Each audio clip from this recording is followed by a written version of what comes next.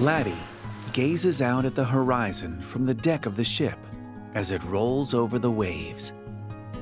The Crimson Maiden became a maiden in the end. You reckon Laddie's thinking about that journey and what it means for her. Laddie takes out her book and scribbles something inside, which she then shows to you. Apparently, Laddie's mother was the previous maiden of the village. There might be some clues as to how to become a maiden in the personal effects she left behind.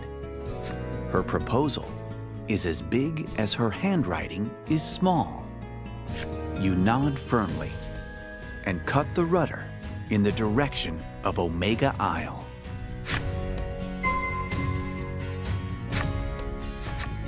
Lack claps you on the shoulder, saying, "You could do with a rest here and there yourself." It then starts to chant some kind of spell.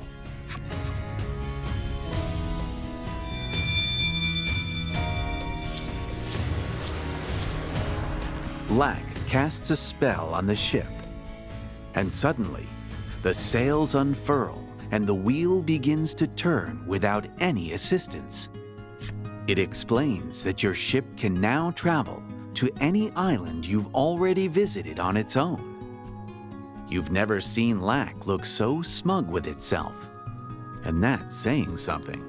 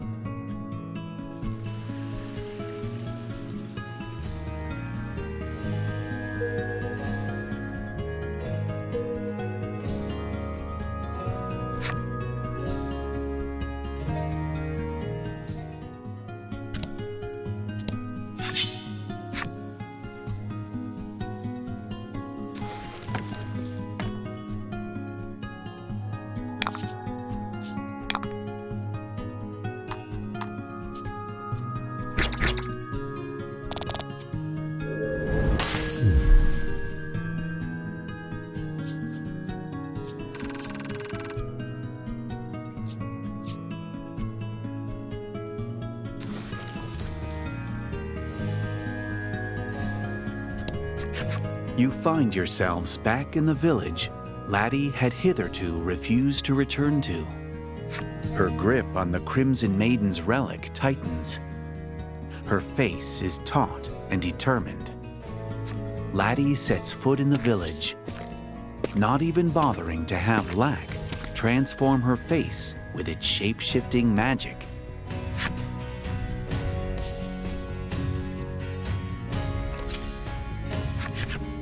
"So, you've returned," a woman says with no small amount of displeasure. What a warm welcome. The woman heads out of view towards the center of town, as if fleeing from Laddie's very presence. You know that Laddie, for her part, wants to become a maiden so she can protect these people. You just hope you can get that message through to them.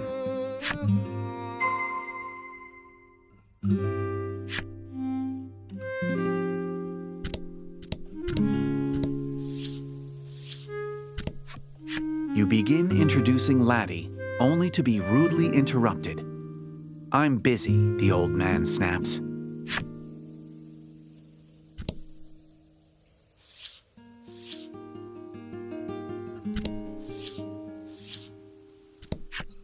You begin introducing Laddie, but the boy cuts you off. "Look, I'm sorry, but you need to leave." The frankly heartless reception Laddie receives begins to weigh on her. Her head hangs low. Her resolve from earlier, now a distant memory. Whatever happened here? It's frayed her relations with the village, even more than you thought. You all decide it's best to leave the villagers alone for the time being, and instead search for her mother's personal effects.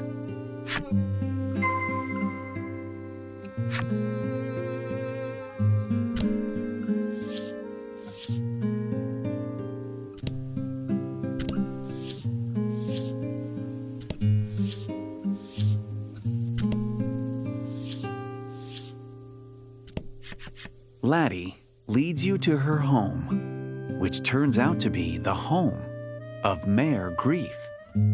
You always considered yourself close with Grief, and yet you had no idea he had a daughter. You open the door to a completely silent house. Grief must be out. Laddie enters what is ostensibly her home with the soft, suspicious movements of a thief.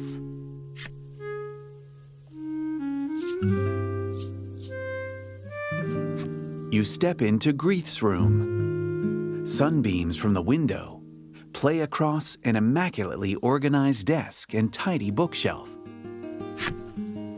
You all search for her mother's effects, doing your best not to disturb anything. Laddie tugs insistently at your sleeve. Has she found something? You turn to her. She holds in her hands a weathered book. It looks rather like the one she's been making a picture book out of. This is it. You both might finally learn something definitive about her mother. You gently open the cover. What are you doing here? The master of the house appears, his eyes wild with suspicion, darting between you and Laddie. You insist that you can explain, if he'd just give you a chance.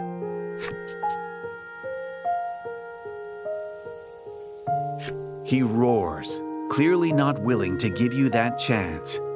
His face contorts with demonic fury, tears forming in her eyes at the sudden and incomprehensible rage emanating from the man. Laddie runs out of the room. You give chase, not sparing a single moment to contemplate what could possibly cause someone as kind as Grief to become such a monster.